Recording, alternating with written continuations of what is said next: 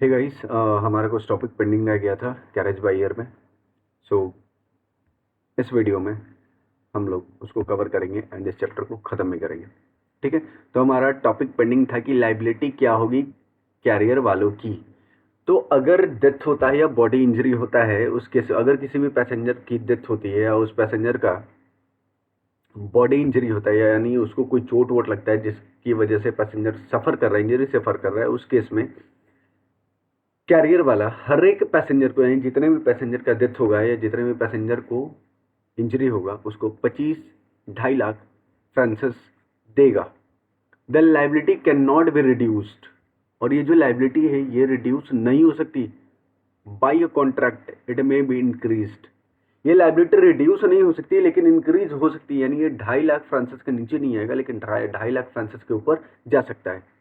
ठीक है। ये क्या था? ये पहली लाइबिलिटी थी कैरियर वाले की। Second, liability for damage of to luggage. अगर लगेज को कोई भी डैमेज होता है तो उसके लिए कैरियर वाला 250 फ्रांसिस पर केजी पे करेगा। अगर कोई भी डैमेज होता है, लॉस होता है, डिस्ट्रक्शन होता है, कोई भी डिस्ट्रक्शन हो रहा है, लॉस हो रहा है या डैमेज हो रहा है, किसमें? एनी रजिस्टर्ड लगेज में, रजिस्टर्ड लगेज में, किसमें? रजिस्टर्ड लगेज में कोई भी डैमेज लॉस हो रहा है तो इसके लिए 250 फ्रांसिस पर केजी के हिसाब से डैमेज पे करेगा कैरियर वाला। किसको?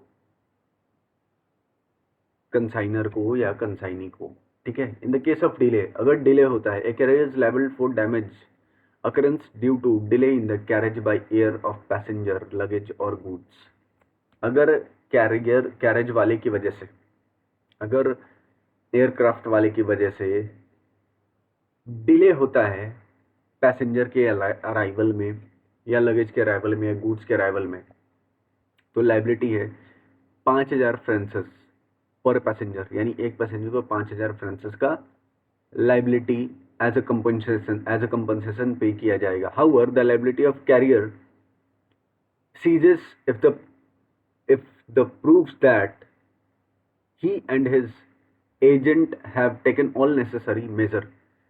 बट ये लाइबिलिटी सीज की जा सकती है, यानी ये जो 5,000 पर पैसेंजर फ्रांसिस, 5,000 फ्रांसिस पर पैसेंजर दिया जा रहा है, इसको सीज किया जा सकता है अगर कैरियर वाला ये प्रूफ कर दे कि हमने वो सारे नेसेसरी मेजर लिए हैं जो कि डैमेज को अवॉइड करने के लिए हमने सारे नेसेसरी मेजर लिए, बट उसके बाद भी ये इम्पॉसिबल था कि हम उस चीज़ को रोक पाएँ जिस वजह से डिले हुआ। तो इस केस में कैरियर वाला कोई एक भी फ्रांसिस, एक भी रुपया नहीं चुकाएगा पैसेंजर को। ठीक है। In the absence of any complaint by the person entitled to delivery of luggage or goods is implied that goods have been delivered। अगर कोई भी इंसान इस बात का कंप्लेन नहीं करता कि उसको गुड्स या उसको लगेज रिसीव नहीं हुआ है, तो ये मान लिया जाएगा कि गुड्स का डिलीवरी सही कंडीशन में हो चुका है। ठीक है।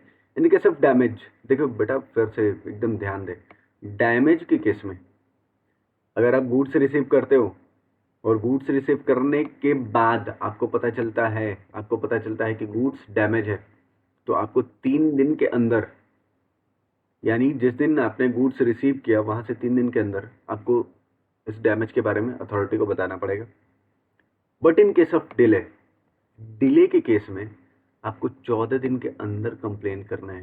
डिले के केस में आपको 14 दिन के अंदर कंप्लेन करने हैं, यानी जिस दिन गुड्स या लगेज का डिस्पोजल हो वहां से 14 दिन के अंदर आपको कंप्लेन करना है।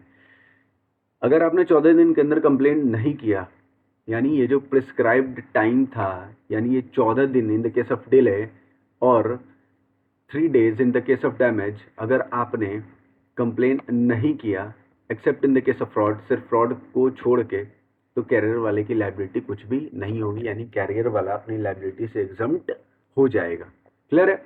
Since the provision of this act 1972 is apply to domestic flights also, a carrier shall not be entitled to exclude or limit his liability if the damage is caused by willful misconduct or default on his part, which in the opinion of the court amounts to willful misconduct, or by any agent of the carrier along a carrier acting within the scope of his employment। लिखा हुआ है कि ये तो international flight में होगा ही, liability international flight वाले की होगी ही, साथ ही साथ डोमेस्टिक फ्लाइट वालों की लाइबिलिटी भी होगी कि अगर किसी पर्सन को डैमेज होता है या किसी पर्सन का डेथ होता है उस केस में भी, सेकंड गुड्स का डैमेज होता है उस केस में भी, एंड थर्ड गुड्स या पैसेंजर का डिले होता है इस केस में भी लाइबिलिटी सेम होगी, एज इट इज होगी। बस यहाँ पे ये होगा कि कोर्ट जो भी अमाउंट एज अ अवार्ड बोलेगा देने, वो अमाउंट पे किया जाएगा कैरियर वालों की तरफ से, किसको, पैसेंजर को,